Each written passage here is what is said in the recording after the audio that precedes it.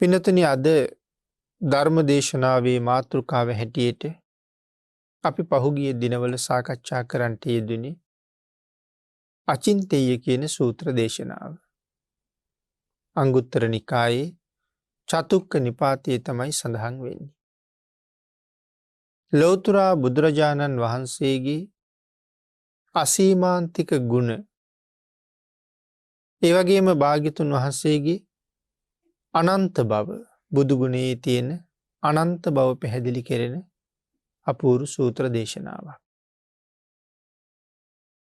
මේ දේශනාව ඇසුරින් සිදු කරන හතරවෙනි ධර්ම දේශනාවයි අද සිදු කරන්න බලාපොරොත්තු වෙන්නේ.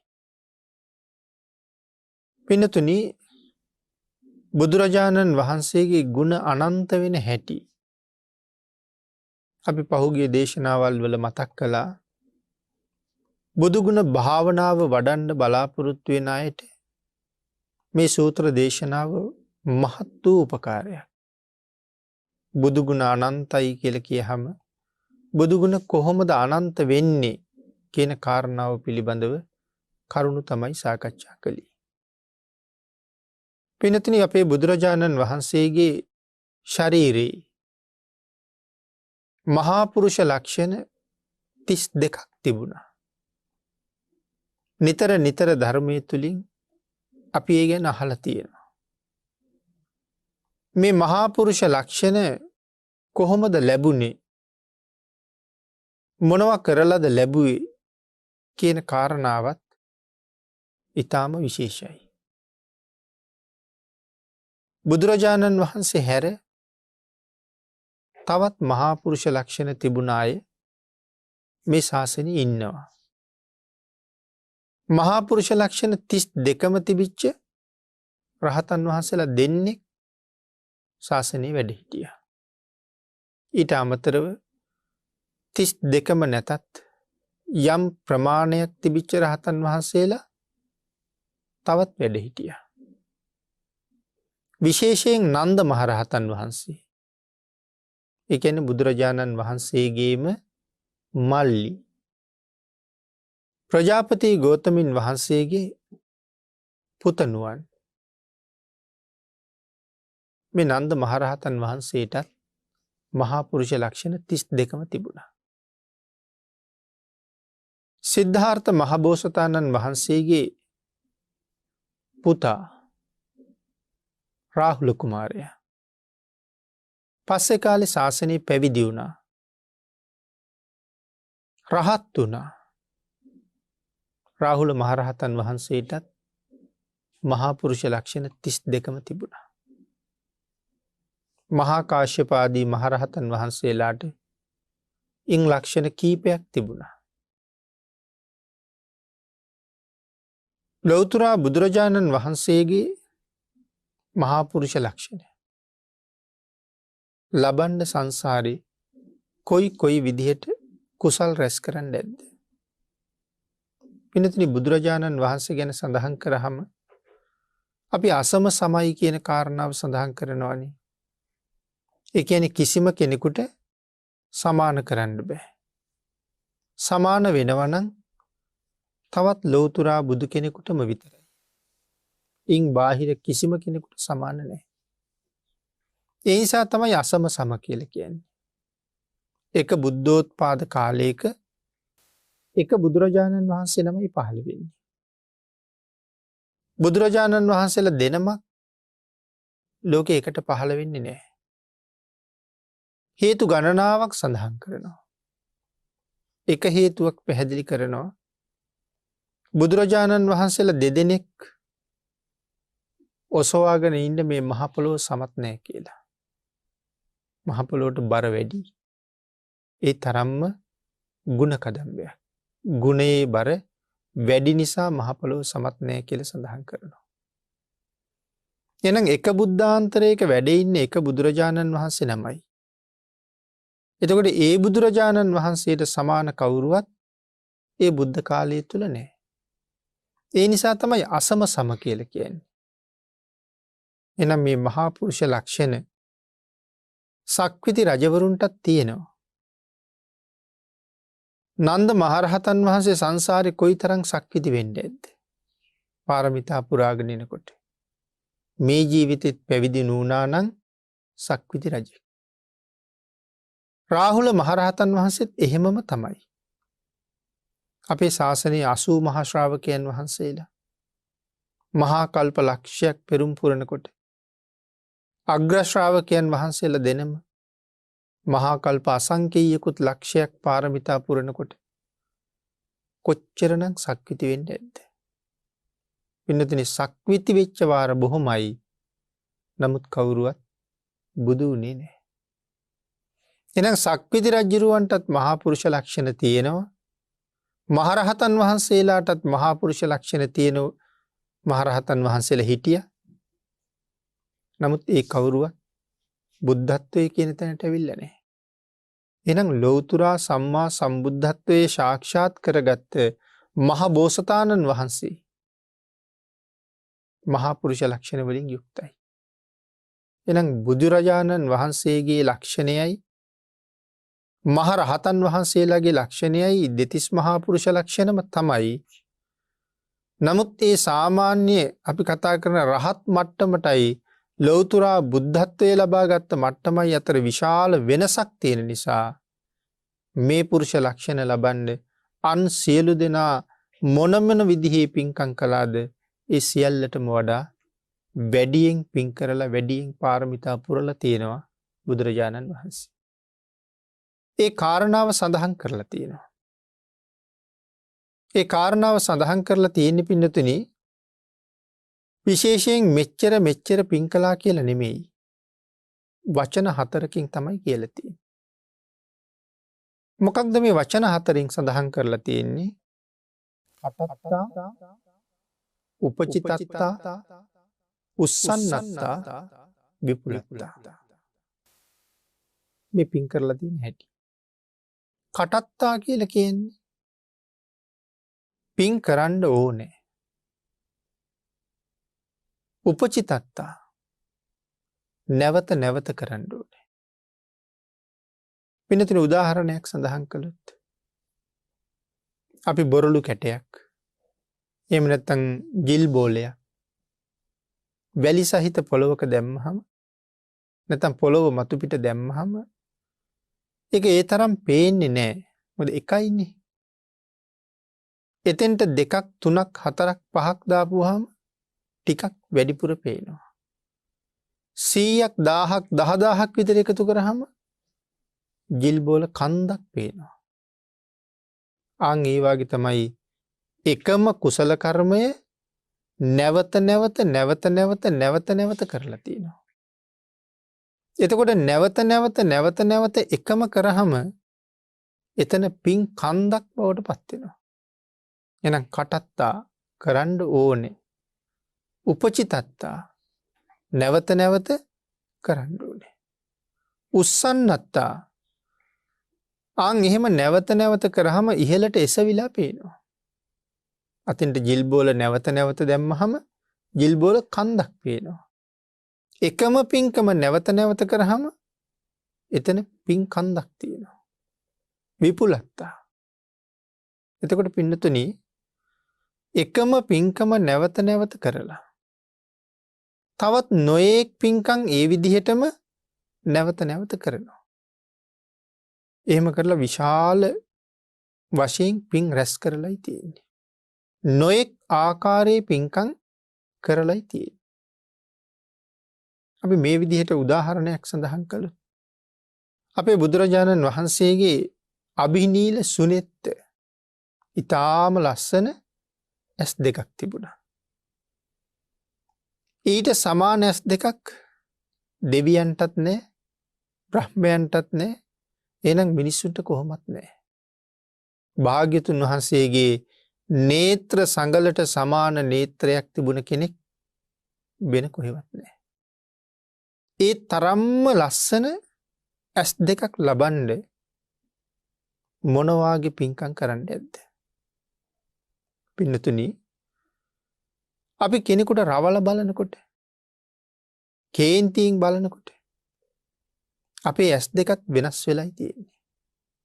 රතු පාට වෙලා බලන කෙනාට මුහුණ දිහා බලන්න බය හිතෙන බවක් තියෙනවා.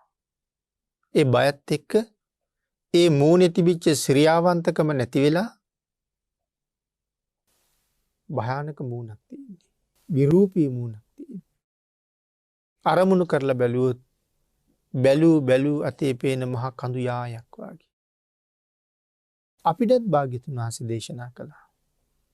මේ ජීවිතේ යටත් පිරිසෙන් තිසරණ සහිතව පන්සිල්වත් ආරක්ෂා කරගෙන දස දාන වස්තුවවත් සම්පූර්ණ කරන්න කියලා.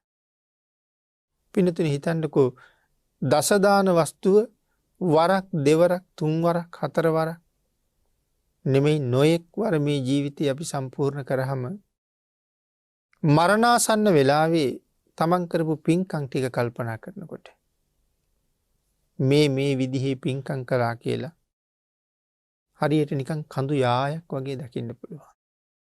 හැම තැනම පේන්නේ අපි කරගත්ත පුණ්‍ය කර්මම තමයි.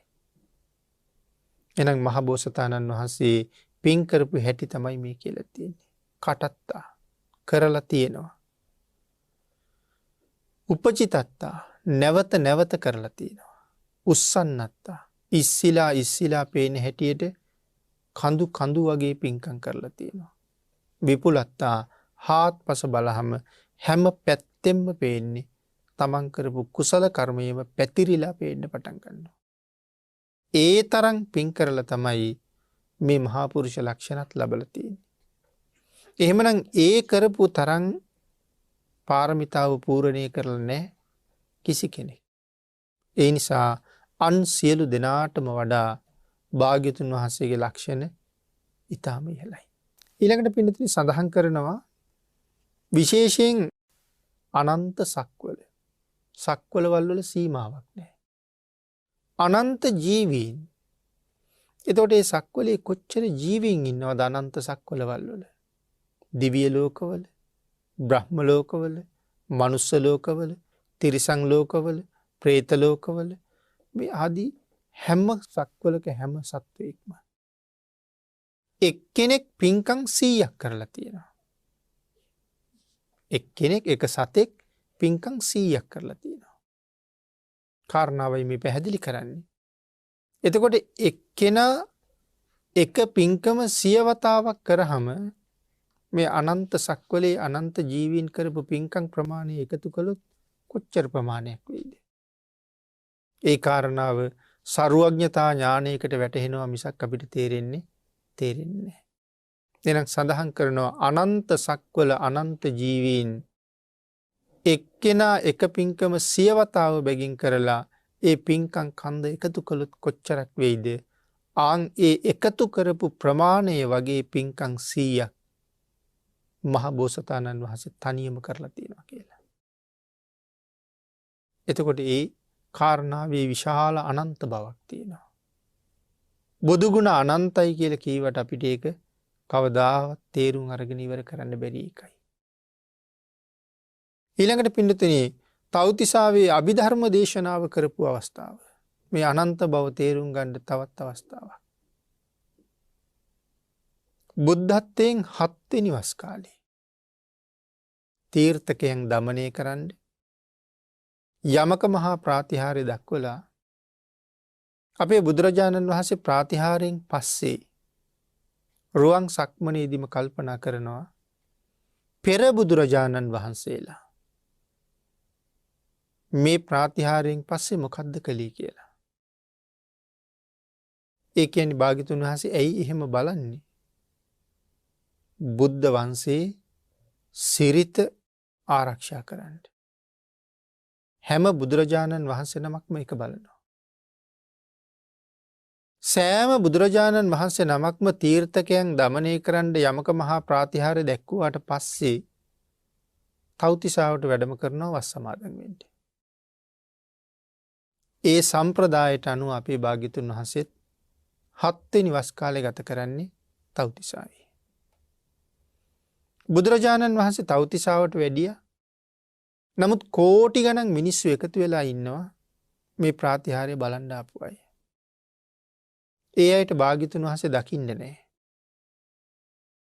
පස්සේ මහමුගලන් මහරහතන් වහන්සේගෙන් අහපුහම බුදුරජාණන් වහන්සේ කෝ කියලා අනුරුද්ධ මහරහතන් වහන්සේගෙන් අහන්න කිව්වා. අනුරුද්ධ මහරහතන් වහන්සේ සඳහන් කළා තව්තිසාවට වැඩිය කියලා. මාතෘ දිව්‍ය රාජයාණන්ට අභිධර්මයේ දේශනා කරන්නයි වඩින්නේ. සියලුම බුදුරජාණන් වහන්සේලා අභිධර්මයේ දේශනා කරලා තියෙන්නේ මුලින්ම තව්තිසාවේ. ඒ නිසා අපේ භාග්‍යතුන් වහන්සේත් වැඩියා. එතකොට මාතෘ දිව්‍ය රාජයා වැඩ ඉන්නේ කොහෙද? තුසිත භවනේ. තුසිත භවනේ ඉඳලා විශාල දිව්‍ය පිරිසක් කෝටි ගණන් දෙවිවරුත් එක්ක තව්තිසාවට වැඩම කරනවා. පින්නතනේ මේ මාතෘ දිව්‍ය රාජයා කියලා කීවට මේ පිරිමි දෙවියෙක්. ඇයි මාතෘ කියන නම කියන්නේ? බෝසතාණන් වහන්සේගේ අම්මා නිසා. දිව්‍ය අංගනාවක් නෙමෙයි මාතෘ දිව්‍ය රාජයා කියලා කියන්නේ. පුරුෂ දෙවියෙක් හැටියට තමයි සඳහන් කරලා තියෙන්නේ. එතකොට 3 මාසයක් වස් සමාදන් වෙලා අභිධර්ම දේශනාව දෙවියන්ට කරනවා. පින්නතේ තව්තිසාවේ එක දවසකට අපේ අවුරුදු 100ක් ඕනේ. තව්තිසාවේ එක දවසකට අපේ අවුරුදු 100ක් ඕනේ. එතකොට ඒ දෙවියන්ට දවසකට එක වේලක් හොඳටම ප්‍රමාණවත්. ආහාර ගන්නකොට දවසකට එක වේලක් හොඳටම ඇති. එහෙනම් අපේ අවුරුදු 100කට වතාවක් නේද මේ දෙවියෝ ආහාර වේලක් ගන්න. නමුත් බුදුරජාණන් වහන්සේ මිනිසෙක්. බුදුරජාණන් වහන්සේට ආහාර අවශ්‍යයි. ආහාර වළඳන්නේ නැතුව 3 මාසෙම වැඩ ඉන්නත් පුළුවන්. දවස් 90යි ඉන්නේ. භාග්‍යතුන් වහන්සේට අදිෂ්ඨාන ශක්තියෙන් එහෙම ඉන්න පුළුවන්. සතිය ගත කරන කාලේ දවස් 49ක්ම වැඩ හිටියනම් දවස් 90ක් වැඩ ඉන්නවා කියන එක භාග්‍යතුන් වහන්සේට කොහොමත් අපහසුයක් නෙමෙයි. නමුත් භාග්‍යතුන් වහන්සේ දානි වළඳන්න පිණ්ඩපාතයට වඩිනවා. දෙවියෝ එක වේලක් ආහාර වළඳනකොට දවසකට එකපාරක් භාග්‍යතුන් වහන්සේ පිණ්ඩපාතෙ වැඩියහම මේ දේශනාව ඇතුලේ 90 වතාවක් මේ දේශනාව නවත්තන්න වෙනවා. දවස් 90ක් තියෙනවනේ. දවසකට එක වේලක් පිණ්ඩපාතෙ වඩිනවා කියලා කියන්නේ වතාවල් 90ක් දේශනාව නවත්තන්න ඕනේ. නමුත් බුදුරජාණන් වහන්සේ දේශනාව නතර කළාට ඒක දෙවියන්ට දැනෙන්නේ නැහැ. ඇයි දෙවියන්ට දැනෙන්නේ නැත්තේ? දෙවියන්ට ධර්ම දේශනාව සිදු කරන අතරේම බුදුරජාණන් වහන්සේ අදිෂ්ඨාන කරනවා තවත් බුදුරුවක් මැවෙන්න. අදිෂ්ඨාන කරලා බුදුරුවක් මවනවා. බුදුරජාණන් වහන්සේ ධර්මාසනයෙන් නැගිටින වෙලාවට වස් සමාදන් වෙලා ඉන්නේ පාණ්ඩු කම්බල සෛලාසනේ. ආසනයෙන් නැගිටින වෙලාවට අර නිර්මිත බුදුරජාණන් වහන්සේ භාග්‍යතුන් වහන්සේ විසින්ම ආසනේ වඩා හිඳවනවා. ඒක දෙවියන්ට තේරෙන්නේ නැහැ. ආසනේ උඩම මවනවා. ඒ වුණාට පින්නතුනි මවපු බුදුරුවකට පුළුවන් ද ධම් දේශනා කරන්න. දේශනා කරන ධර්මයේ වැටහෙන්නේ නැහැ. දැන් වර්තමානයේ අපි නොයෙක් යන්ත්‍ර සූත්‍ර හදන පරිගණක යන්ත්‍රයක් නමුත් අපි දෙන දත්ත ප්‍රමාණයට වැඩ කරනවා. රොබෝ යන්ත්‍රයකුත් එහෙමයි. අපි දීලා තියෙන දත්ත ප්‍රමාණයට අනුව ක්‍රියාත්මක වෙනවා. එහෙනම් නිර්මාණය කරපු දෙයකට හිතලා යමක් කරන්න බෑ. එහෙනම් නිර්මිත බුදුරජාණන් වහන්සේත් එහෙමයි. අපිට තේරෙන්නේ නැහැ කොහොමත් අපේ භාග්‍යතුන් වහන්සේ දෙවියන්ට අභිධර්මයේ දේශනා කරන ගමන් අපි කියමු භාග්‍යතුන් වහන්සේ උදේ 9ට පිණ්ඩපාතයට වඩින්න සූදානම් වෙනවා කියලා. නැවත භාග්‍යතුන් වහන්සේ ධර්මාසනයට වඩින්නේ දවල් 2ට කියලා සඳහන් කළොත් දානින් පස්සේ භාවනා කරන වෙලාවත් ඉවර වෙලා තමයි නැවත වඩිනවා කියලා කියන්නේ. අපි කියමු එතකොට පැය 5ක් කියලා. 9 ඉඳලා පැය 5ක් ඉදිරියට දේශනා විය යුතු ධර්මය අධිෂ්ඨාන කරනවා. සාමාන්‍ය කෙනෙකුට කාරණා දෙකක් කර හැකිද?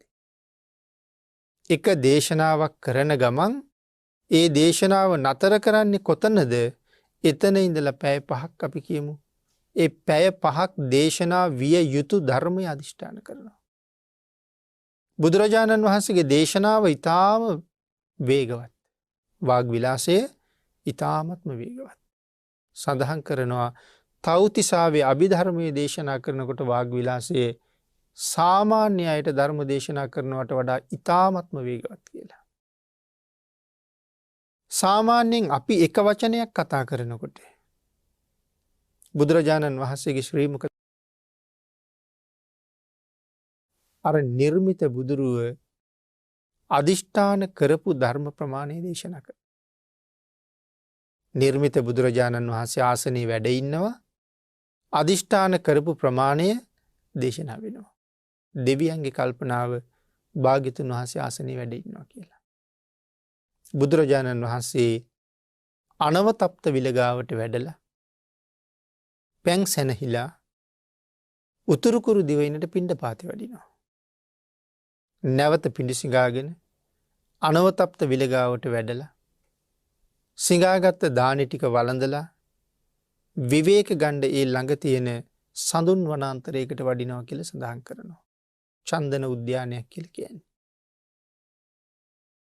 සරියුත් මහරහතන් වහන්සේ භාග්‍යතුන් වහන්සේ විවේක ගන්න වෙලාවට එතෙන්ට වඩිනවා. එතෙක් දෙවියන්ට දේශනා කරපු ධර්මය සරියුත් මහරහතන් වහන්සේට මාතෘකා හැටියට දේශනා කරනවා. දේශනාවම කරන්නේ නැහැ. මාතෘකා ටික වගේ තමයි කියන්නේ. මාතෘකාව සඳහන් කරාම ඒ මුළු දේශනාව අවබෝධ කරගන්න තරම් මහ ප්‍රඥාවක් සාරිපුත්තයන් වහන්සේට තියෙනවා. සරියුත් මහරහතන් වහන්සේ ඒ ඉගෙනගත්ත ධර්මය මනුස්ස ලෝකෙට ඇවිල්ලා භික්ෂුන් වහන්සේලාට දේශනා කරනවා. ආන්ගේ දේශනා කළ ප්‍රමාණය තමයි අද අපි සප්ත ප්‍රකරණය කියලා කියන්නේ. අභිධර්මයේ ප්‍රකරණ 7යි. ඒ ප්‍රකරණ 7 සාරිපුත්තයන් වහන්සේ ඉගෙනගෙන ඇවිල්ලා දේශනා කරපු ප්‍රමාණය. එහෙමනම් පින්නතුනි එතන තියෙනවා මහ පුදුම අනන්ත බවක්. බුදුරජාණන් වහන්සේ නමක් මවන්න ඕනේ. ඒ බුදුරජාණන් වහන්සේ සිවුර පොරවන විදිහ අදිෂ්ඨාන කරන්න ඕනේ. පාත්‍රයේ අරගෙන ඉන්න විදිහ වෙනම අදිෂ්ඨාන කරන්න ඕනේ. පින්නතුනි එක වචනයක් ගානේ තොල් හෙලවෙන හැටි, දිව හෙලවෙන හැටි, net යොමන දිශාව, net යෙමිය යුතු ආකාරය මේ සියල්ලම අදිෂ්ඨාන කරන්න එපේ. ඒ සියල්ලම අදිෂ්ඨාන කරන අතරේ දේශනාවෙන්ද ධර්මයත් අධිෂ්ඨාන කරන්න ඕනේ. හිතලා බලන්න මේ කාරණාව කාටද කරන්න පුළුවන් කියලා. සරුවඥයන් වහන්සේ නමකට විතරක්ම කරන්න පුළුවන් දෙයක්. එතකොට ඒ ඥාන ශක්තියේ මොන අනන්ත බවක් තියෙනවද මේ වාගේ විශ්මිත වැඩක් කරන්න. බුදු ගුණ අනන්තයි කියලා කියහම ඒ අනන්ත බව අපිට කොහොමද තේරෙන්නේ නැහැ. නමුත් එක අනන්ත බවක් අරගෙන ජීවිතේ මෙනෙහි කරන්න පටන් ගත්තොත් ආන්ගේ පුද්ගලයාට මේ බුදුගුණ භාවනාව හොඳට වැඩෙනවා. ශරීරයේ රෝම කූප සෙලවෙන හැටි පවා අධිෂ්ඨාන කරන්න ඕනේ. එහෙනම් අභිධර්ම දේශනාව ඒ විදිහට අනන්ත වෙනවා. ඊළඟට ධාතුන් වහන්සේලා පිළිබඳව අධිෂ්ඨානය භාග්‍යතුන් වහන්සේ පිරිනිවන් පෑවට පස්සේ මෙන්න මෙච්චර ධාතුන් වහන්සේලා ප්‍රමාණයක් ඉතුරු වෙන්න ඕනේ කියලා බුදුරජාණන් වහන්සේ විසින් අධිෂ්ඨාන කරනවා. බුදුරජාණන් වහන්සේ අධිෂ්ඨාන කරපු ප්‍රමාණය විතරයි ධාතුන් වහන්සේලා ඉතුරු වෙන්නේ. අනික් සියලුම ධාතුන් වහන්සේලා අලු බවට පත් වෙලා ඉවර වෙනවා. ශරීර කොටස්. එතකොට කොච්චර ධාතුන් වහන්සේලා ප්‍රමාණයක් ඉතුරු වෙන්න ඕන කියලා අධිෂ්ඨාන කළාද? පින්නතුනි ඇයි ධාතුන් වහන්සේලා ඉතුරු වෙන්න අධිෂ්ඨාන කරන්නේ? ඒ කාරණාවත් පැහැදිලි කළොත් ඇයි බුදුරජාණන් වහන්සේලා ධාතුන් වහන්සේලා ඉතුරු කරන්නේ?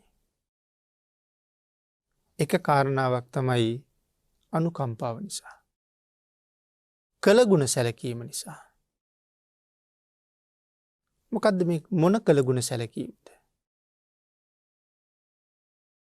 මහා කල්ප අසංඛ්‍ය 4.1 පාරමිතා පුරාගෙන ආපු සංසාර ගමනේ මේ පාරමිතාවල් සම්පූර්ණ කර ගන්න මහා බෝසතාණන් වහන්සේට කී දෙනෙක් නම් උදව් කරන්න ඇද්ද? කී දෙනෙක් උපකාර කරන්න ඇද්ද? මහා කල්ප අසංඛ්‍ය 4ක් පුරාවට පාරමිතාවල් පූර්ණේ කරගන්න උදව් උපකාර කරපු සියලු දෙනාම මහා බෝසතාණන් වහන්සේ බුද්ධත්වයේ ලැබනකොට මනුස්ස ලෝකෙ හිටියේ නෑ. දෙවියන් බඹුන් අතර හිටියෙත් නෑ. අපේ බුදුරජාණන් වහන්සේගේ ආයු කාලය අවුරුදු 45ක් වාගේ බොහෝම කෙටි කාලයයි. පිරිනිවන් පෑවට පස්සේ අර තමන්ට උදව් කරපු අයට කවුද සලකන්නේ එතකොට? ආන් ඒ අයටත් පින් රැස් කරගන්න උපකාරයක් හැටියට තමයි ධාතුන් වහන්සේලා ඉතුරු කරන්නේ. ධාතුන් වහන්සේට කරන වන්දනාවත් ලෞතුරා බුදුරජාණන් වහන්සේට කරන වන්දනාවත් ආනිසංස දෙකක් නෙමෙයි අපිට ගෙනල්ලා දෙන්නේ එකක්මයි. ජීවමාන සම්මා සම්බුදුරජාණන් වහන්සේට වැඳලා ලබන ආනිසංසය හා සමාන ආනිසංසයක් ධාතුන් වහන්සේට වන්දනා කරලත් ලබන්න පුළුවන් නම් ඒ ආනිසංසය අපි කොහොමද ලබා ගන්නේ? ඒ කියන්නේ අදත් ඒ ආනිසංසය අපිට ලබන්න පුළුවන් කියන එකනේ. එහෙනම් කොහොමද ඒ ආනිසංසය ලබන්නේ අද? ආන් ඉතින්ට තමයි වටින්නේ ජීවමාන සම්මා සම්බුද්ධ සංඥාව කියන එක. ඒ කොහොමද ජීවමාන බුද්ධ සංඥාව කියලා කියන්නේ? අපේ පින්නතුන් යම් චෛත්‍ය මළුවකට ඇතුල් වෙනවා. එහෙම නැත්නම් ධාතු මන්දිරයකට, විහාර මන්දිරයකට, බෝධි මළුවකට අපි ගමන් කරනවා නම් අපි මෙන්න මෙහෙම අදිෂ්ඨානයක් තියාගන්න ඕනේ. සවැත් නුවර ජේතවනාරාමයේ බුදුරජාණන් වහන්සේ වැඩ ඉන්න කාලේ අපට අවස්ථාවක් ලැබුණා නම් ජේතවනාරාමේ සුගන්ධ කුටියේ ඇතුළට ගිහිල්ලා ෂඩ්වර්ණ රශ්මිය විහිදුව වැඩ ඉන්න බුදුරජාණන් වහන්සේගේ රශ්මි මාලාව තුලට ඇතුල් වෙලා බුදුරජාණන් වහන්සේගේ මුව මඩල සහ කාන්තිමත් ශ්‍රී දේහය දිහා බලලා වන්දනා කරගන්න අවස්ථාවක් ලැබුණා නම් අපි කොහොම වන්දනා කරයිද? අපි කොහොම බුදුරජාණන් වහන්සේ ළඟට යයිද කියන කාරණාවට යන්න ඕනේ. ඇත්තටම සුගන්ධ කුටියට යන්න ලැබුණා නම් යන විදිහ කොහොමද? ඒ විදිහට ඇතුල් වෙන්න චෛත්‍ය මළුවට. ඒ විදිහට ඇතුල් වෙන්න විහාර මළුවට. විහාර මන්දිරය ඇතුළට. එදා සුගන්ධ කුටියේ වැන්දනම් මෙහෙමයි වඳින්නේ කියන විදිහටම ඒ විහාර මන්දිරය ඇතුලේ වන්දනා කරා.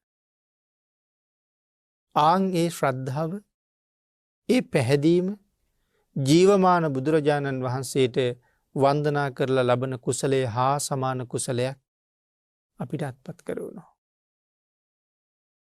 දම්පැන් පූජා කළත් එහෙමම තමයි. වර්තමානයේ නම් සමහර අය බොහෝ තර්ක කරනවානේ. මේ පිළිමවලට පූජා පැවැත්වුවා කියලා ආනිසංස ලැබෙනවද කියලා. පූජා පවත්වන අයට නොයෙක් දේවල් කියලා චෝදනා කරනවානේ. නමුත් පින්නතුනි කාරණාව තියෙන්නේ මෙතන.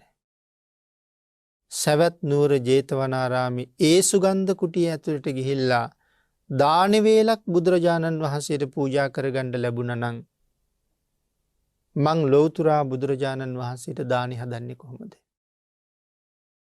ආන් ඒ චේතනාව මත පිහිටලා බුද්ධ පූජාව සකස් කරන්න. ඒ සුගන්ධ කුටියට අරන් ගියා නම් ගෙනියන දක්ඛිනෝදකයේ ඉඳලා නැත්නම් අතසෝදන පැන්වල ඉඳලා ඒ සියලුම දේවල් බුදුරජාණන් වහන්සේගේ ප්‍රතිමාව ළඟ තැන්පත් කරලා ජීවමාන භාග්‍යතුන් වහන්සේට දානි පිළිගන්නවා කියන චේතනාවෙන් වන්දනා කරන්නේ. ඒ කුසලය අඩු නැතුව ලැබෙන බව අපේ ධර්මයේ බොහෝ තැන්වල සඳහන් කරලා තියෙනවා. ආන් ඒකටයි ජීවමාන බුද්ධ සංඥාව කියලා කියන්නේ. එහෙමනම් ධාතුන් වහන්සේලා ඉතුරු වෙන්න අදිස්ථාන කළේ මොකටද? අන්න එවන් ශ්‍රද්ධාවන්තයන්ට සංසාර සාගරයෙන් එතර යන්න කුසල් රැස් කරගන්න අවස්ථාව උදා කරන්නයි. භාග්‍යතුන් වහන්සේට පාරමිතා පුරන කාලයේ උදව් උපකාර කරපු කෙනෙක් නමුත් පස්සේ කාලේ මේ සුගතියේ ඉපදිලා ධාතුන් වහන්සේලා වන්දනා කරලා පුද පූජා පවත්වලා තමන් ඒකින් ඵල නෙලනවා. ඒකයි ක්‍රතුගුණ සැලකීම කියලා කිව්වේ. ඒ අයට ප්‍රයෝජන ගන්න. කොච්චර ධාතුන් වහන්සේලා ප්‍රමාණයක් ඉතුරු කරන්න ඇද්ද? ද්‍රෝණ 8ක් කියලා සඳහන් කරන්නේ. මහා ධාතුන් වහන්සේලා ඇරුණාම මහා ධාතුන් වහන්සේලා කොපමණක්ද? මහා ධාතුන් වහන්සේලා 7 නමක් විශේෂයෙන් බුදුරජාණන් වහන්සේ අධිෂ්ඨාන කරනවා. ඒ තමයි දන්ත ධාතුන් වහන්සේලා 4 නම, අකු ධාතුන් වහන්සේලා 2 සහ ලලාට ධාතුන් වහන්සේ. මේ විශාලතම සර්වඥ ධාතුන් වහන්සේලා 7 නම ඇරුණාම කුඩා ධාතුන් වහන්සේලා, මධ්‍යම ධාතුන් වහන්සේලා, මහා ධාතුන් වහන්සේලා කියලා නැවත කොටස් 3කට බෙදෙනවා. කුඩාම ධාතුන් වහන්සේලා අබයට සමානයි. මධ්‍යම ධාතුන් වහන්සේලා කඩසහල් සමානයි. හාල්ලටයක් දෙකට කැඩුනහම වගේ. මහා ධාතුන් වහන්සේලා මුම් පියල්ලක් වගේ කියලා සඳහන් කරනවා. කුඩා ධාතුන් වහන්සේලා සමන් කෙකුළු පාටයි. මධ්‍යම ධාතුන් වහන්සේලා ඇද්දල පාටයි. මහා ධාතුන් වහන්සේලා රන්වන් පාටයි. මේ සියල්ලගේම එකතුව තමයි ද්‍රෝණ 8ක්. පිනතුනි ද්‍රෝණයක් කියලා කියන්නේ සඳහන් කරනවා අපි හුණ්ඩු හැටියට සඳහන් කළොත් ද්‍රෝණයක් ඇතුලේ හුණ්ඩු 32ක් තියෙනවා කියලා. එතකොට ද්‍රෝණ 8ක් තියෙනවා. එහෙමනම් 32 8ක් 256ක්. හුණ්ඩු 256ක් ද්‍රෝණ 8ක් සේරු හැටියට බැලුවොත් 64ක්. ඉතුරු වෙච්ච ධාතුන් වහන්සේලාගේ ප්‍රමාණය. මේ ධාතුන් වහන්සේලාගේ ප්‍රමාණය බුදුරජාණන් වහන්සේගේ ශරීර ධාතුවේ ප්‍රමාණයත් යම් ප්‍රමාණයකට අපිට කියපානවා. භාග්‍යතුන් වහන්සේගේ ශරීර ප්‍රමාණය කොතනවත් කාටවත් ප්‍රමාණ කරන්න පුළුවන්කමක් නැහැ. බ්‍රහ්ම භූතං අතිතුලං කියලා කිව්වේ ඒකයි කාටවත් තුලනය කරන්න පුළුවන්කමක් නැහැ. නමුත් බුදුරජාණන් වහන්සේලාගේ උස ප්‍රමාණයන් ශරීර ප්‍රමාණයන් ධර්මයේ සඳහන් කරනකොට බුද්ධ වංශ අට කතාවේ සඳහන් කරනවා අපේ බුදුරජාණන් වහන්සේ කොච්චර උසයිද කියලා. රියන් වලින් නම් රියන් 18ක් කියලා තමයි සඳහන් කරලා තියෙන්නේ. 18 රියනක් ශරීර ප්‍රමාණයෙන් උසයි කියලා. ධාතුන් වහන්සේලා ද්‍රෝණ 8ක් ඉතුරු වෙන්න අදිෂ්ඨාන කළා. දන්ත ධාතුන් වහන්සේලා භාග්‍යතුන් වහන්සේගේ ශ්‍රී මුඛයේ වැඩ හිටියා 49ක්. සම 40 දන්ත ධාතුන් වහන්සේලා කියලා අපි කියන්නේ. ඒ ධාතුන් වහන්සේලා 40ම ඉතුරු වුණා. එතකොට අනික් ධාතුන් වහන්සේලා කොහෙද තියෙන්නේ? මහා පරිනිර්වාණ සූත්‍රයේ ඒ පිළිබඳව සඳහන් කරනකොට කරුණු පැහැදිලි කරනවා. චත්තා ලීසා සමාදන්තා කේසා ලෝමාච සබ්බසු දේවා හරින්සු ඒකේකං චක්කවාල පරම්පරම. මහා දන්ත ධාතුන් වහන්සේලා 4 නම ඇරුණාම ඉතුරු දන්ත ධාතුන් වහන්සේලා 36 නමක්. කේස ධාතුන් වහන්සේලා ලෝම ධාතුන් වහන්සේලා අනෙකුත් ධාතුන් වහන්සේලා දෙවිවරු අරන් ගියා කියලා සඳහන් කරනවා. දේවා හරින්සු ඒකේකං චක්කවාල පරම්පරා. සක්වල පරම්පරාවෙන් දෙවියෝ අරන් ගියා කියලා කියනවා.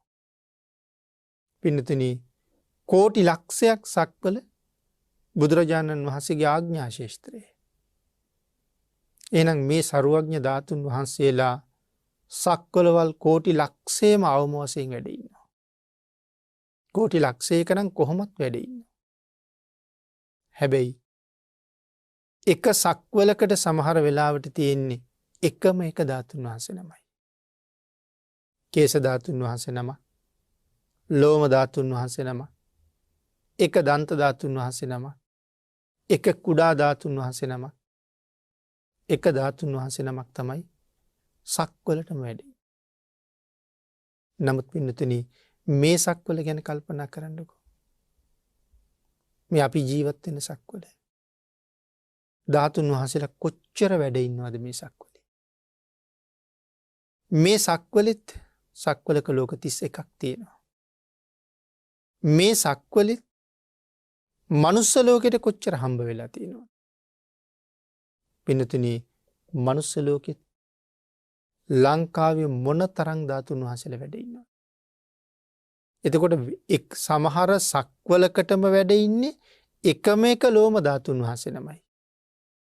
ද්‍රෝණ 8න් අපේ අනුරාධපුරයේ මහසෑය විතරක් ද්‍රෝණයක්ම වැඩ ඉන්නවා. එතකොට අනික් හැම තැනටම විසිරුනේ ද්‍රෝණ 7යි. ඒ ද්‍රෝණ 7ෙනුත් කුඩා මධ්‍යම මහා කියන ධාතුන් වහන්සේලා ලංකාවේ කොච්චර වැඩ ඉන්නවද? ඊට අමතරව අපි මුලින් සඳහන් කළා මහා ධාතුන් වහන්සේලා 7 නමක් අධිෂ්ඨාන කළා කියලා. ඒ 7 නමිනුත් මේ වෙනකොට දන්ත ධාතුන් වහන්සේලා දෙනම ලංකාවේ විතරක් වැඩ ඉන්නවා. දකුණු අකුධාතුන් වහන්සේත් ලංකාවෙම වැඩ ඉන්නවා. බුදුරජාණන් වහන්සේ අධිෂ්ඨාන කරන විශාලතම සරුවඥ ධාතුන් වහන්සේ. ඒ තමයි ලලාට ධාතුන් වහන්සේ. සේරුවාවිල මංගල මහසෑයි අදත් බුද්ධ රශ්මි විහිදවමින් වැඩ ඉන්නවා.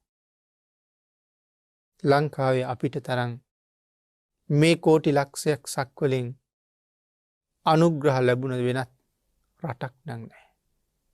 මේ සක්වලට විශේෂ අනුග්‍රහයක් තියෙනවා.